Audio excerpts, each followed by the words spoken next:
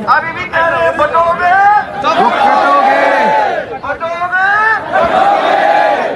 Justin Trudeau हैं, उन्होंने बड़े कितनी गैर जिम्मेदारी का मुजाहरा कर रहे हैं बिल्कुल कि हर चीज़ पब्लिक में ला रहे हैं, उनके पास कोई एविडेंस नहीं है प्रेशर में लाने की कि आप ये चीज़ें बंद करें क्योंकि हम अपने स्टूडेंट्स भिजवाना बंद कर देंगे आपको। बात ये कि अगर कैनेडियन गवर्नमेंट जो है वो इस हद तक फेल हो चुकी है कि वो अपने यहाँ किसी को भी महफूज रहने की कोई कहना चाहिए कि रह नहीं पा रहे लोग, अगर कनाडा में अपने आप को सेफ फील नहीं कर रहे। आम इन्वेस्टर्स दुनिया के साथ जो फाइव आइज है इनके साथ टक्कर ले सकता है या इनको अपना जो ताल्लुक है रशिया के साथ या चाइना के साथ अभी डिसएंगेजमेंट का प्रोसेस शुरू हुआ है उसको एक्सप्लॉइट कर सकता है, इन पे प्रेशर बिल्ड करने का। It is ridiculous. इन्होंने जिस तरीके से एक फर्दे वाहिद और एक मजहबी पार्टी को प्रमोट किया है, काश पाकिस्तान को प्रमोट करते, काश 3 करोड़ बच्चा जो स्कूल नहीं जा रहा उनके लिए इनके पास दर्द होता। अब कहाँ गए ह्यूमन राइट्स वाले? तो क्या जस्टिन ट्रूडो जो है वो अपने वोट्स ले तो 1-2 दिन पहले कनाडा में हिंदू मंदिरों पर हमले हुए हैं, जिसके जवाब में भारत सरकार ने भी कनाडा सरकार कहा है कि इन हमलों के कसूरवारों को पकड़ो, और भारतीय सरकार ने भी इसका विरोध किया है जमकर। और उसके बाद तो दोस्तों कनाडा सरकार तो बैकफुट पे आ गई है, क्योंकि कनाडा सरकार पर उसका दबाव बहुत बढ़ गया है। और ऐसे में हिंदू संगठनों ने भी कनाडा में रैलियां निकाली और हमलावरों को सज़ा, कड़ी से कड़ी सज़ा दिलाने के लिए कहा। पाकिस्तानी मीडिया भी कह रही थी कल तक तो ट्रूडो ह्यूमन राइट की बात करते थे, आज वो चीज़ कहाँ गई? आज क्यों हिंदुओं पे हमले हो गए, वहाँ मंदिरों पे निशाना बनाया गया? तो दोस्तों पाकिस्तानी मीडिया बहुत कुछ कह रही है ट्रूडो सरकार के बारे में, कनाडा सरकार के बारे में। तो दोस्तों देखिए वीडियो के माध्यम से क्या कह रही पाकिस्तान की मीडिया। चलो आइए देखते हैं। डिस्टर्बिंग है। और उसके ऊपर जो है हुआ ये है कि उसके बाद की जो हमारे कई इंडियन मीडिया फ्रेंड्स ने जो अपने सोशल अकाउंट से या सोशल मीडिया अकाउंट से जो न्यूज़ शेयर की है, उससे लग तो ये रहा है कि जो लोग विक्टिम है उनके बजाय इसके कि उनका साथ देने के उन्हीं लोगों को दोबारा से टारगेट किया जा रहा है कैनेडियन पुलिस की तरफ से।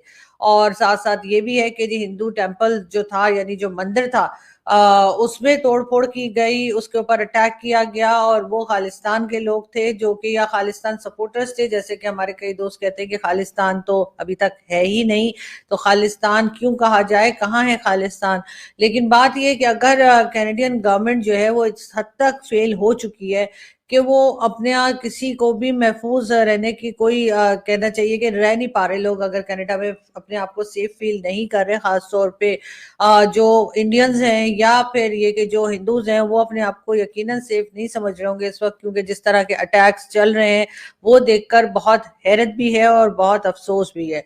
इससे पहले तो हम समझते थे कि जी कनाडा हो गया, अमेरिका हो गया, या इस तरह की जो कंट्रीज हैं वहां पर लोग बड़े अपनी मर्जी से रह सकते होंगे, लोग अपनी मर्जी से अपने रिलीजन को फॉलो कर सकते होंगे और उन पर किसी किस्म का दबाव या किसी किस्म का प्रेशर या इस किस्म के अटैक्स जो हैं वो नहीं होते होंगे, जो हमारे इस रीजन में हमें दिखाई देता है। चाहे पाकिस्तान हो या कोई दूसरी कंट्री, माइनॉरिटीज को हम देखते हैं कि किस तरह से उनके लिए कुछ ना कुछ इश्यू खड़े होते रहते हैं। लेकिन बहरहाल वो हालत जो है वो हम समझते थे कि यूरोप में नहीं होगी, लेकिन या कनाडा में नहीं होगी, लेकिन कनाडा में जिस तरह से जस्टिन ट्रूडो की गवर्नमेंट इस वक्त खालिस्तान के लोगों को सपोर्ट कर रही है वो देखकर बहुत अफसोस है। वैसे तो पहले हम पाकिस्तान में ही समझते थे कि जो हिंदू फैमिलीज यहाँ पर रहती हैं, जो बहुत कम तादाद में रह गई हैं, अब उनको यकीनन प्रॉब्लम्स हैं, वो डरी सहमी रहती हैं, वो खुल के अपनी बात नहीं कह सकते, उनके साथ कई तरह के प्रॉब्लम्स हैं जो वो फेस कर रहे हैं। और जब पाकिस्तान बना था उस वक्त से लेके अभी तक उनकी जो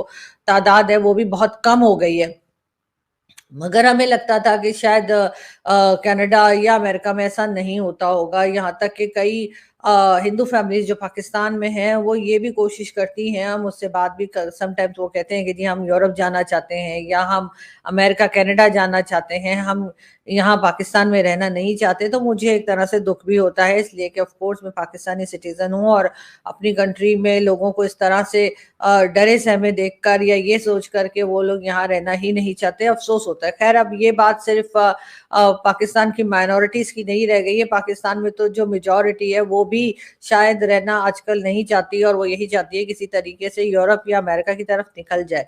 लेकिन क्या वहां पर ये लोग महफूज हैं? ये सारी जो न्यूज कल से चल रही है सोशल मीडिया के ऊपर भी, और आज भी कई नए पॉइंट्स और कई अपडेट्स जो हैं वो लगे हैं सोशल मीडिया पर खालिस्तान को लेकर और खालिस्तान सपोर्टर्स को लेकर, जो इस तरह से मंदिर पे अटैक कर रहे हैं। इस किस्म के अटैक्स हमने पाकिस्तान में ही सुने थे कि जी, या बांग्लादेश में भी सुने थे कि जी मंदिर पे अटैक हो गया, हिंदूज पे अटैक कर दिया, लेकिन कनाडा में हमें ये उम्मीद नहीं थी, लेकिन ऐसा होता हुआ हमें कनाडा में भी दिखा है।